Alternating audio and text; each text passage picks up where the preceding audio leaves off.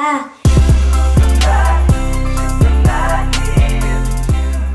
Wednesday. Good morning. I'm going to get ready for our science experiment tomorrow morning. The one where we try to find out whether or not it makes a difference the type of material your mask is made of, or whether it's a neck gaiter, or whether it's a bandana, if it matters at all as far as air getting through those different kinds of cloth or even paper masks.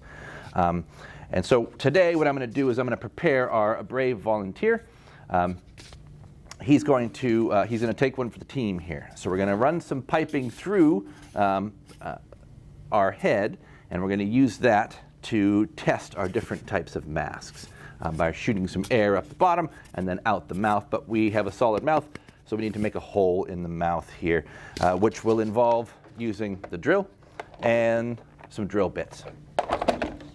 I'm just going to tilt the camera down in a second, and then I'm going to start doing some drilling, and then there won't be much talking. They'll just be drilling and stuff. But what I did find out is to get from the mouth to where we need to go, about mid-face, is about 5 inches of work on that.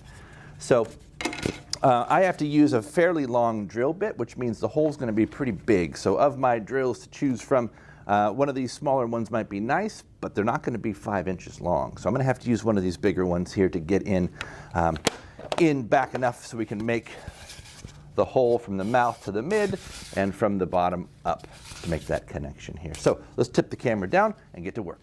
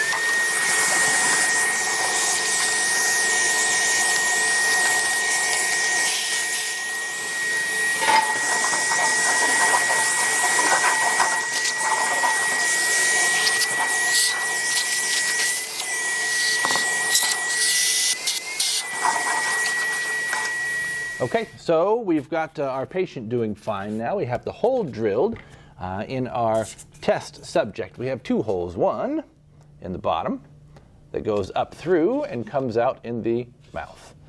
So now air can flow out the bottom and up the mouth. So let's go. We mentioned using a foot pump like you would use to fill up like a raft or a mattress maybe. But I think I wanted to do something a little easier. So I have this. This is a electric balloon blower upper. Let me show you how it works. This top part here, it sits, the air comes at the top. If you push down on this, it starts up. So if you just take a balloon, I'll prop this down for a second. If I just take a balloon and put it over the top, and then I push down, balloon goes away. But the head itself, the hole in the bottom of our head, is too big. And so you put it on there and no air is coming out. So talking with a couple of highly trained engineers, Mr. B and Ms. Petronic in the front desk, this is the answer to our problem. This is, if you can grab the focus, this is the top of a water bottle. Okay, and the circumference of this circle is just the right circumference to make this go. So what we're going to do is take this piece and insert it into the large hole down here. And once we get it inside, I'm going to put it down here so I can get a good look at it.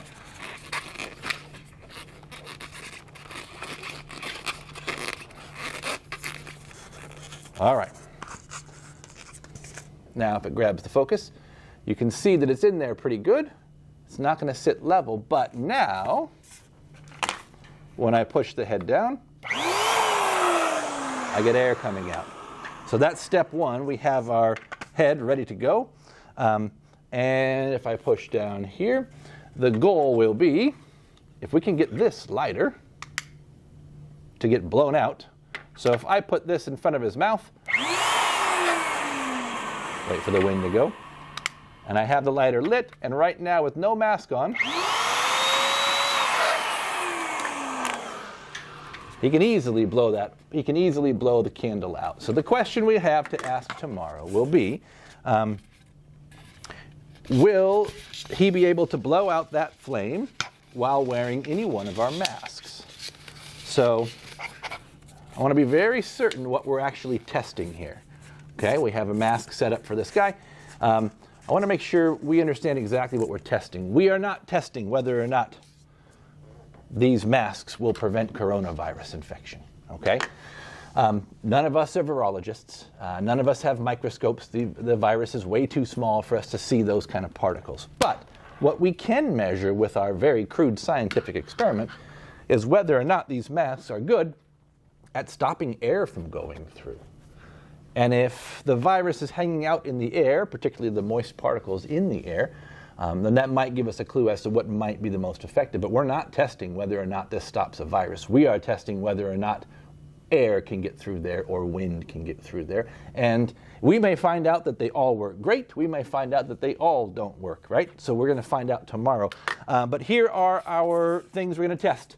Paper disposable mask. We'll see if tomorrow, if he can blow out the flame with the mask on. We will try an N95 mask, a more surgical mask. We will try just a regular kind of a cotton mask. It's going to be 2 layers about, typical kind of cotton mask. We will try kind of a more trendy. I have a Superman. I got a Batman too, but this is pretty much one. No, it's 2 layers. This is 2 layers as well, but it's more of a stretchy synthetic fabric, not just straight up cotton. I went to Big 5 and I got one of these. This is a neck gaiter. You can see the picture has them on the top of the head and also around the neck. And while some people might say, well, these aren't really designed for stopping for the virus or anything, this was on the rack with all the rest of the masks and disinfectant and all that stuff. So it's kind of being sold in the same sections. And then I also want to try, I got a Seahawks scarf. So let's see if a Seahawks scarf can stop that wind from going through. It's pretty good at stopping cold air from hitting a neck on a cold day, so I wonder if that'll work. And the last piece will be, I've got a bandana at my house I'll bring on in. So we will be just testing these different kind of things. And again, we're going to test to see how well they stop air from going through. So I'm excited for tomorrow morning. And this guy's sacrifice won't be in vain. We'll see you then.